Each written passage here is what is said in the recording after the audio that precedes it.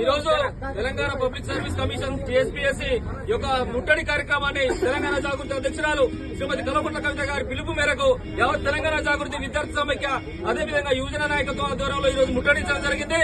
ఏదైతే high court TSPSC దాంట్లో ఇచ్చినటువంటి ఆ యొక్క ఆర్డర్ ను ఇంప్లిమెంటేషన్ చేసే విధంగా, కోర్టు ఉత్తర్వులను ఇంప్లిమెంటేషన్ చేసే విధంగా ఈ యొక్క రాష్ట్ర ప్రభుత్వం వహించాలి. ఏదైతే మీరు భేషజాలకు పోయి సుప్రీంకోర్టును ఫర్దర్ గా మీరు ఆశ్రయించాలని కనుక చూస్తే మాత్రం నిరుద్యోగుల పక్షాన తెలంగాణ జాగృతి పక్షాన తీవ్రమైన ప్రతిఘటన ఉంటుంది అని చెప్పేసి ఈ సందర్భంగా రేవంత్ రెడ్డి సర్కార్ హెచ్చరిస్తాను.